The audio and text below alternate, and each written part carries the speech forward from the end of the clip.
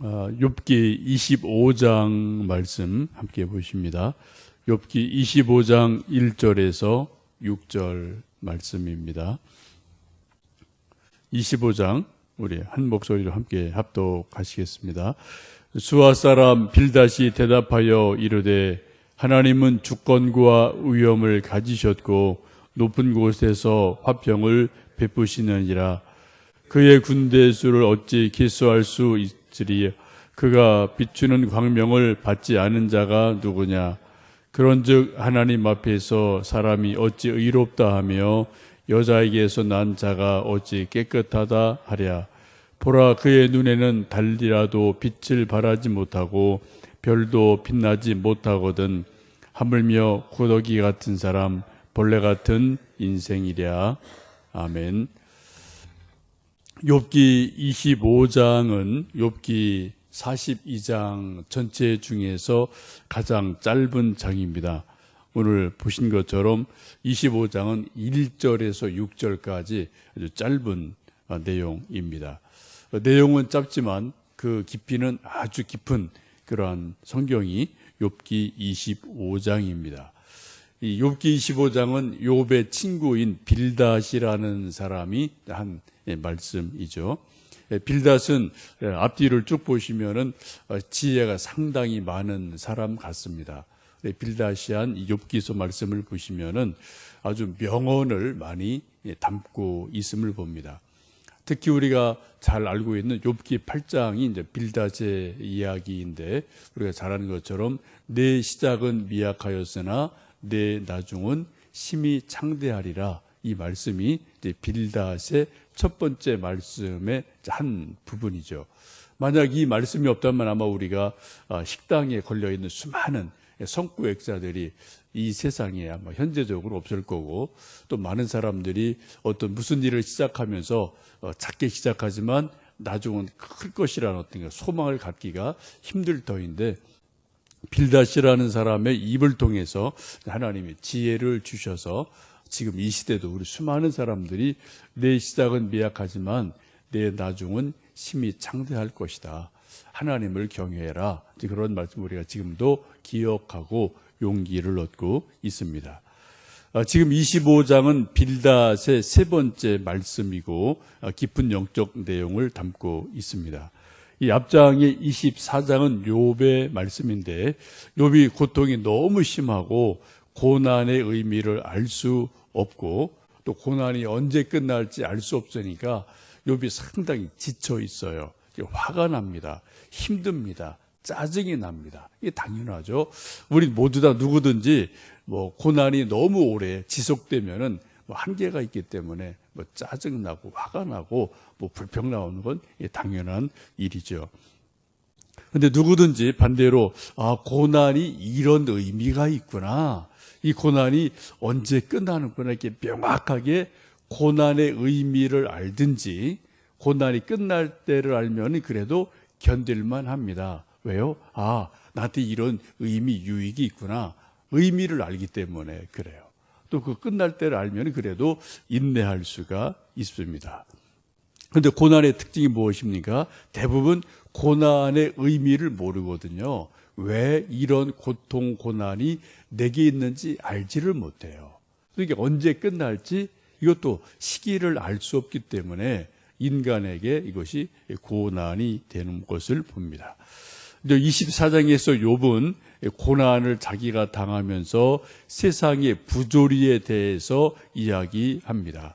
세상을 보니까 이런 일 저런 일 부조리한 일이 너무나 많다. 하나님이 안 계신 것 같다. 이게 의심이 들 때가 있어요. 하나님이 계시긴 계시는데 내가 고난 당하는 이러한 부조리를 하나님이 모르는 척 하신다라고 지금 불평하는 모습을 보게 됩니다.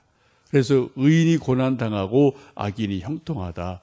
정직하게 살면 손해 보는 것 같다. 속이고 꼼수 부리는 사람들이 더 잘 되는 것 같다. 그런 불평을 24장에서 욥이 친구들에게 쏟아내고 있습니다. 여러분, 분명한 것은 고난의 문제, 인생의 문제를 세상의 사람들을 보고 세상에서 답을 찾으려면은 어떤 경우도 정답을 찾을 수가 없습니다. 더 실망합니다. 더 늪에 빠지게 됩니다. 왜요? 세상은 다 원래 부조리한 세상이기 때문에 그렇습니다. 지금 그래서 욥이 그러한 세상 사람을 보고 누구 보니까 이게 뭐 부조리가 너무 많거든요. 근데 자기는 나름대로 의로운데 고난을 당하거든요. 나보다 못한 사람이 더 잘 되거든요. 막 고민을 하고 고통을 하고 있는데 여러분 바로 그때 이런 말을 들은 빌닷이 지금 욥에게 하는 말이 그것이죠. 바로 세상에서 내 인생의 문제에 답을 찾지 말고 하늘에 계신 하나님을 바라보고 하나님에게서 인생의 답을 찾아라 라고 권면하는 것이 25장의 말씀입니다. 1절에서 3절의 말씀 읽어보십니다. 수아 사람 빌닷이 대답하여 이르되 하나님은 주권과 위엄을 가지셨고 높은 곳에서 화평을 베푸시느니라. 그의 군대를 어찌 계수할 수 있으랴. 그가 비추는 광명을 받지 않는 자가 누구냐. 2절에 분명히 말씀하죠. 하나님은, 하늘에 계신 하나님은 주권과 위엄을 가지셨고 높은 곳에서, 하늘에서 화평을 베풀어 주신다라고 말씀합니다. 화평을 누가 주신다고요? 하나님이 주시는 거예요. 사람이 주는 거 아닙니다. 팍스 로마나 뭐 아메리카나 뭐 이런 것이 있지만 그건 잠깐 그 시대에 잠깐 되어지는 것들이고요. 세상의 근본적인 평화는 없어요. 하나님이 위로부터 우리에게 주셔야 비로소 우리가 평화를 누릴 수가 있죠. 하나님이 어떤 분입니까? 하나님을 한마디로 말씀드리면 하나님은 주권과 위엄을 가지신 분이다라고 성경은 말씀하고 있습니다. 여러분, 이 세상의 인생의 주권과 위엄이 자기 주권이라는 것이 저에게 있지 않다는 겁니다. 대통령에게 있는 것이 아니라는 겁니다. 옛날 왕조 시대의 왕에게 있다는 것이 아니죠. 여러분, 전능하신 하나님에게만 주권이 있어요.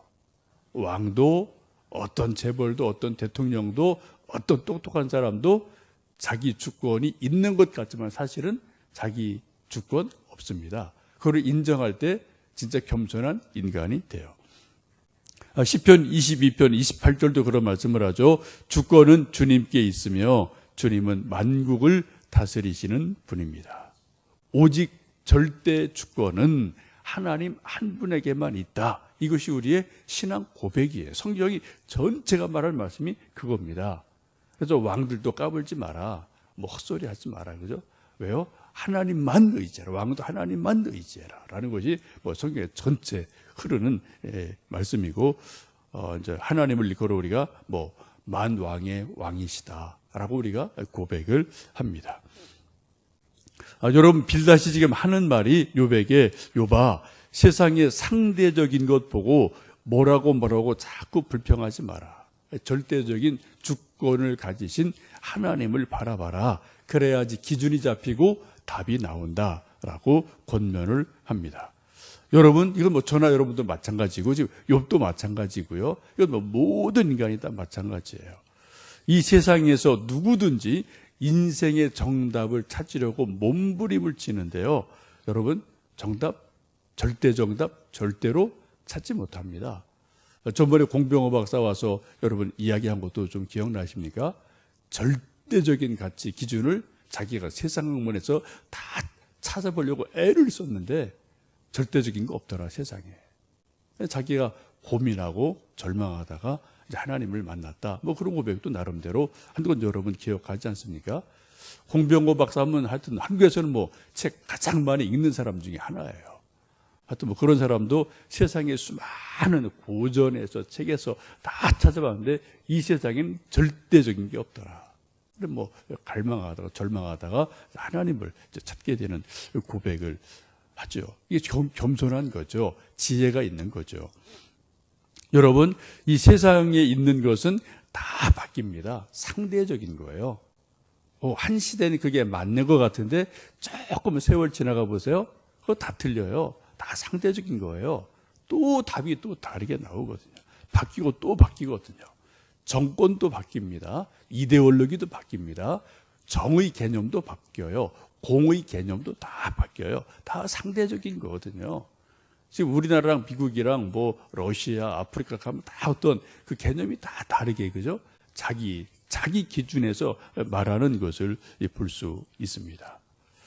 여러분, 그러므로 지금 빌닷이 하는 말이 뭡니까? 하나님께서 답을 찾아라. 성경에서 답을 찾아라. 그래야 거기에서 온전한 답이 있다라고 권면합니다. 우리가 성경을 읽는 것도 그런 이유 때문에 있죠. 뭐 단순한 지식 얻으려고 아니라 세상에서 얻을 수 없는 정말 정답을 하나님 말씀에서 절대적인 것에서 우리가 얻으려고 성경을 읽고 또 지혜를 얻습니다. 하나님이 어떤 분이냐? 한마디로 절대 주권을 가지신 분이시다. 그분은 하늘에서 인생들에게 평화를 주시는 분이다 라고 말씀을 합니다. 그래서 4절도 6절 말씀 보시면은 이제 그렇게 또 말씀을 합니다. 4절에서 6절입니다. 그런즉 하나님 앞에서 사람이 어찌 의롭다 하며 여자에게서 난 자가 어찌 깨끗하다 하랴. 보라, 그의 눈에는 단이라도 빛을 발하지 못하고 별도 빛나지 못하거든. 하물며 구더기 같은 사람, 벌레 같은 인생이랴. 절대적인 하나님에 비추어 보면은 인간은 상대적인 존재에 불과하다라고 말하죠. 그래서 어찌 하나님 앞에서 사람이 스스로 의롭다 말할 수가 있겠느냐? 그럴 수 없다.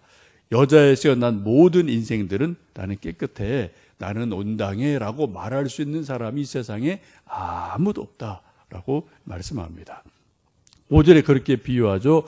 봐라, 하나님의 눈에는 달도 빛을 발하지 못하고 별도 빛나지 못하는 아무것도 아닌데 여자에게서 난 이 하찮은 인생이 내가 옳소, 내가 의롭다고 어떻게 가면 하나님 앞에 말할 수 있겠느냐. 별도 아무것도 아니고 달도 아무것도 아닌데 이 흙덩어리 인간이 뭘 하나님 앞에 내가 옳다고 말하겠느냐라고 말씀을 합니다.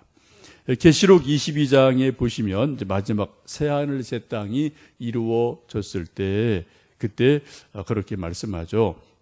새하늘과 새 땅에서는 등불도 필요가 없고 햇빛도 쓸 데가 없다라고 분명히 말씀해요. 왜요?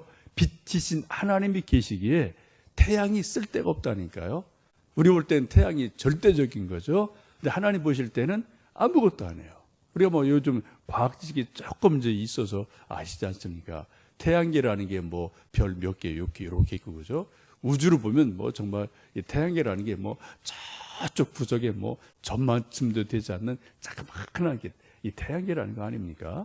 근데 우리가 좀 물론 태양 지구 관계 속에 절대적인 영향을 받습니다만 우주라는 관점에서 보면 태양은 또 뭐 이건 뭐 점에 불과한 아주 지극히 작은 것, 아무것도 아니거든요. 이게 우리 과학이 인정하는 사실이지 않습니까? 새하늘 새 땅이 되면은 이 태양도 아무것도 아니다.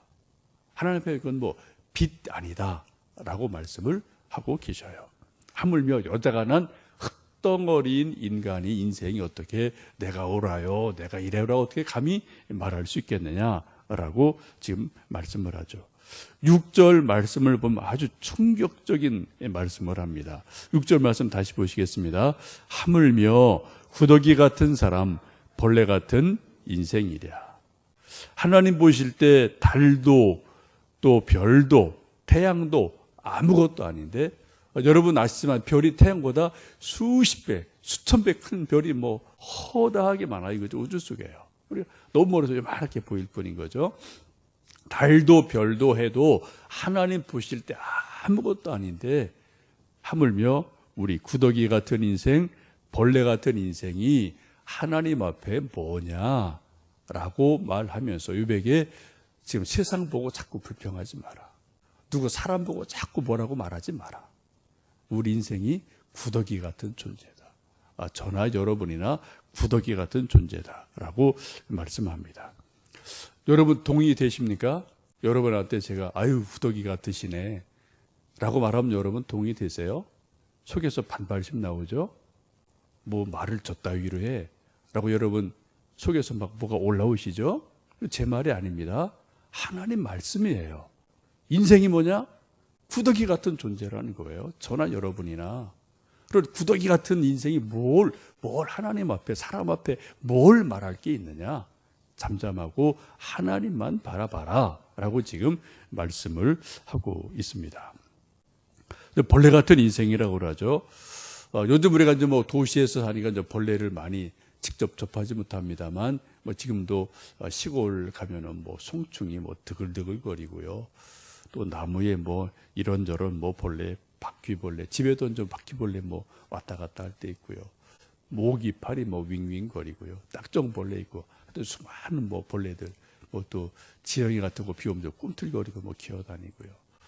하여튼 뭐 이런 것들이 뭐 지금도 우리 주변에 엄청나게 많죠. 근데 인생이 뭐냐? 벌레 같은 인생이다 라고 말씀을 합니다. 한 걸음도 나가서 인생이 뭐냐? 구더기 같다, 구더기다 라고 말씀을 합니다. 요즘은 이제 뭐 젊은 분들이 또 도시 사는 사람들은 구더기를 보고 싶어도 구더기를 볼 일이 없어요. 아마 구더기 모르는 젊은 우리 자녀들 많을 겁니다. 본 일이 없으니까. 여러분 시골에 가면 지금도 구더기 드글드글거리죠. 이때쯤 옛날 시골에서 이제 재래식 화장실 쓰면은 정말 뭐 그죠? 뭐 드글드글거리지 않습니까? 하여튼 거기 또 들어가서 또 볼 일 보여야 되고요. 한참 또 쪼그려 앉아 있어야 되고요. 그게 뭐 옛날 뭐 시골 때 재래식 화장실이었던 거 뭐 여러분 경험하신 분들은 아시고 뭐 저도 뭐 이제 그런 데서 어린 시절 다 살았고 지금 생각하면 좀 소름이 끼치지만 또 가서 또 막상 그냥 같이 살면 또 익숙해져요. 맨날 보는 게 그거니까 그냥 뭐 있는가 보다 뭐 무감각해지고 뭐 발에 발표도 그냥 뭐 찍소리 나고 뭐 하여튼 뭐 터지고 뭐 보고 뭐 그런 게 이제 구더기이죠. 여러분 인간이 뭐라고요? 구더기다 라고 지금 성경이 말씀하세요. 여러분 동의가 되십니까? 정말 여러분 동의가 되세요? 하나님 보시기에 인생이 뭐냐? 저나 여러분이나 구더기 같은 존재에 불과하다 라고 말하며 지금 빌닷이 구더기를 묵상을 하고 거기서 놀라운 지혜를 끄집어내고 있습니다. 누구든지 정말 내 자신이 구더기 같은 존재인 것을 인식하는 사람은, 인정하는 사람은 신앙이 성숙한 사람이에요. 지혜로운 사람입니다. 겸손한 사람입니다. 정말 하나님이 누군지를 조금은 아는 사람이죠. 내가 누군지를 조금은 아는 사람이죠. 근데 나는 절대 구더기 아니지. 어떻게 나를 구더기라고 그래? 라고 속에서 반발심이 나온다면 여러분 아직 갈 길 한참 먼 거예요. 저도 어제 이 말씀 붙들고 준비하고 묵상하고 옛날 촌에서 구더기 드글드글거리던 거 이렇게 잠깐 또 생각해 보면서 정말 인간이라는 것이 나란 존재가 구더기 같은 것에 불과하구나 라는 것을 고백을 하고 하나님 은혜를 좀 구하는 기도를 잠깐 해보았습니다. 여러분 내가 구더기라는 것을 인정하는 사람의 어깨에 힘이 들어갈 수가 없죠. 눈에 힘이 어떻게 들어갑니까? 감히 구더기가 사람 보고 어깨에 힘 주겠어요? 그럴 수가 없죠. 그런데 인간이 어떻게 하나님 앞에서 힘을 줍니까? 어떻게 어깨에 힘이 들어갑니까? 어떻게 누구를 판단합니까? 여러분 우리 인간은 구더기 같은 존재라고 성경이 말씀을 하셔요. 오늘 함께 불렀던 찬송 143장도 그러한 고백의 찬송입니다. 1절에 그러한 고백하지 않습니까? 이 벌레 같은 날 위에 주 돌아가셨네. 이 구더기 같은 인생을 위해서 주님께서 이 땅에 오셨고 우리 죄를 구속하시기 위해서 십자가에 달려 돌아가셨다라고 찬양하고 고백합니다. 이 내용과 다 연결되는 그런 찬송입니다. 오늘 하루 여러분 찬송가 143장을 좀 불러보시면서 혹 우리가 뭐 구더기 찾을래야 요즘은 찾기 힘드십니다만 혹시라도 구더기를 좀 보면은 징그럽다고 도망가지 마시고요. 뭐 손에 올려놓지는 못하죠. 우리가 좀 보시고 성경이 욥기 25장이 인생을 구더기다라고 말씀하는데 쟤랑 나랑 뭐 비슷한 게 있나? 한번 좀 생각해 보시고 묵상하시며 하나님 앞에 정말 겸비할 때 우리에게 하늘로부터 주시는 평화, 은혜가 있을 줄로 믿습니다. 함께 기도하시겠습니다.